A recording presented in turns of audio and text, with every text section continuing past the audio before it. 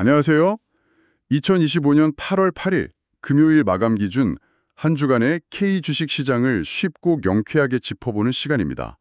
와, 이번 주는 정말 다이나믹했어요. 그쵸? 네, 정말 그랬습니다. 뭐랄까, 롤러코스터 같았다고 할까요? 맞아요.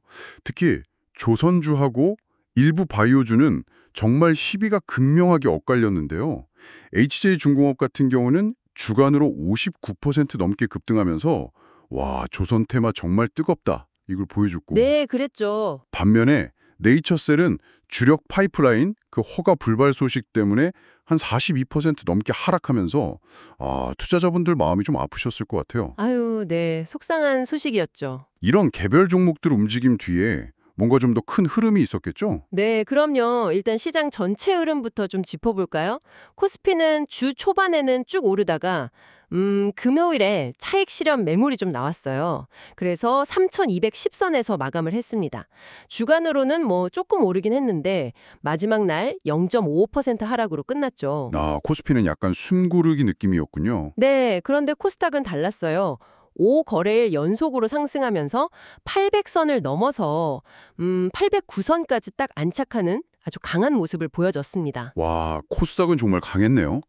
코스피 대형주하고 코스닥 중소형주 사이에 확실히 온도차가 느껴지네요. 네, 맞습니다. 그게 수급에서도 딱 드러났는데요. 수급이요? 어땠나요? 코스피에서는 외국인하고 기관이 좀 팔았어요. 매도 우위를 보였고 반대로 개인 투자자분들이 이걸 좀 방어하는 그런 모양새였죠. 네네. 그런데 코스닥은 외국인하고 기관이 순매수를 계속 이어갔습니다. 대조적이었죠. 그렇군요.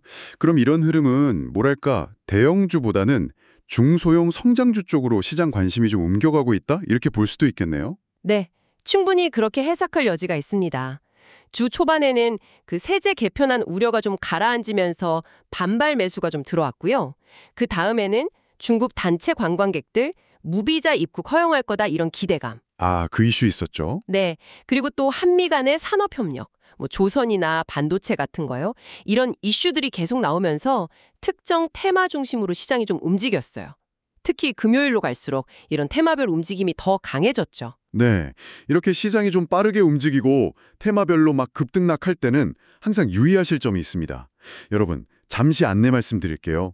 지금 저희가 분석해드리는 내용은 2025년 8월 8일 금요일 마감 데이터를 기준으로 하고 있고요.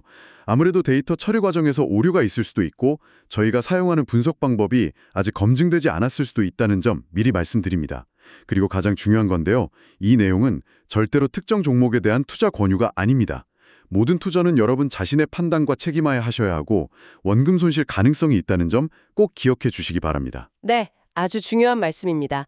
자, 그럼 이번 주 시장을 아주 뜨겁게 달궜던 테마들 좀 더 자세히 들여다볼까요? 네, 좋아요. 단연 압도적이었던 건 역시 조선, 그리고 조선 기자재 테마였습니다. 그렇죠. HJ중공업 상승률만 봐도 네, 그 한미 간의 마스가 프로젝트라고 있잖아요. 핵심 신흥 기술하고 공급망 협력하는 거요. 이게 이제 본격화될 거라는 기대감이 있었고 여기에 또 HD 현대중공업이 미 해군 MRO 사업, 그러니까 유지, 보수, 정비 사업을 수주했다는 소식이 아주 강력한 촉매제가 됐습니다. 와, 진짜 큰 뉴스였네요. 네, 그러니까 HJ중공업이 주간 59%나 오른 거죠. 이 기대감이 얼마나 강했는지 보여주는 대목입니다. 반도체 쪽도 주 후반에는 좀 힘을 냈다면서요? 맞아요. 반도체도 괜찮았어요. 미국 필라델피아 반도체 지수가 좀 올랐고 트럼프 대통령이 관세 부과 대상에서 제외할 수도 있다. 이런 전망도 나왔고요. 또 삼성전자하고 애플하고 차세대 칩 협력한다는 소식까지 더해지면서 투자 심리가 확 살아났습니다. 오, 호재가 많았네요. 네, 그래서 금요일에는 엔투텍하고 원익 IPS가 각각 14%, 13% 넘게 급등했고 주간으로 보면 신택이 27% 넘게 올랐어요. 이야, 반도체도 다시 살아나는군요. 그리고 그 중국 소비 관련주들 움직임도 대반했잖아요. 맞다. 그것도 빼놓을 수 없죠.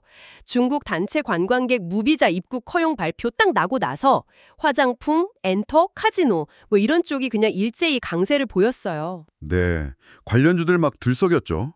APR 같은 경우는 주간으로 34% 이상 올랐고 YG 플러스가 25%, 파라다이스는 2분기 실적도 좋게 나왔거든요. 그래서 같이 반영되면서 23% 넘게 상승했습니다. 와, 진짜 테마별로 순환매가 엄청 빨랐던 것 같아요. 네, 정말 그랬습니다.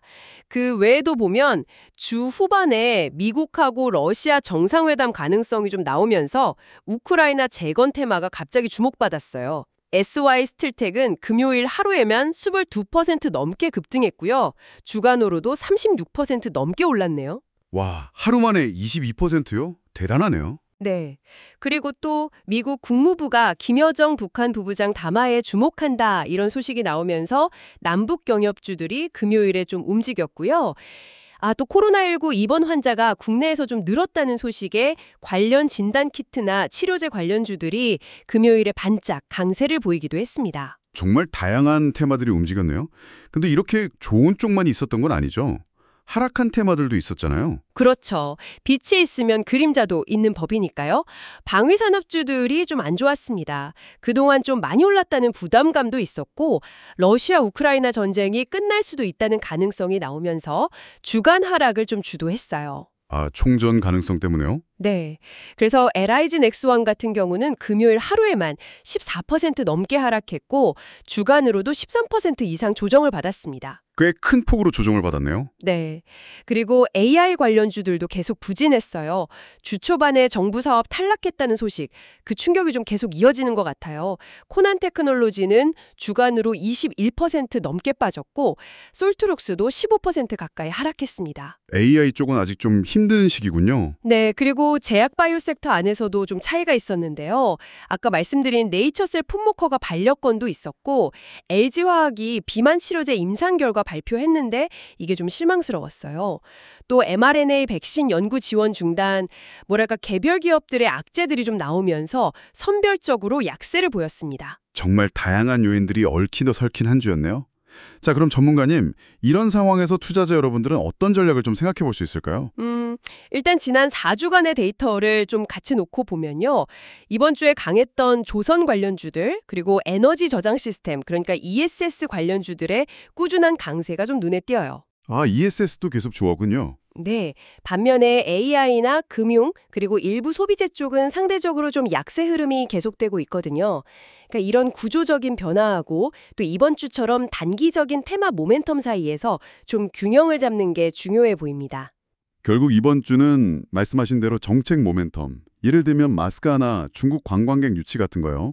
그리고 기술 협력 이슈, 반도체 같은 또 지정학적 변화, 우크라이나나 남북 관계 이런 것들이 시장을 움직인 핵심 동력이었다. 특히 코스닥 시장 중심으로요. 이렇게 정리할 수 있겠네요. 네, 정확합니다. 따라서 지금 코스피하고 코스닥 지수 간에도 그렇고 테마별로도 차이가 뚜렷하게 나타나고 있잖아요. 그러니까 기업의 기초 체력, 펀더멘탈이라고 하죠. 이걸 기반으로 해서 좀 선별적으로 접근하는 게 더 중요해졌습니다.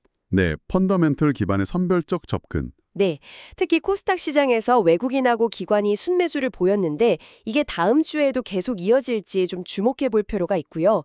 물론 트럼프 대통령의 관세 정책 관련 불확실성이나 앞으로 미국 금리 정책이 어떻게 변할지 같은 외부 리스크 요인도 항상 생각해야 합니다. 그렇죠. 외부 변수는 항상 중요하죠. 네, 그리고 알리백 같은 중장기적인 정책 방향성 같은 것도 포트폴리오 짤 때 고려해 볼 수 있는 부분이고요.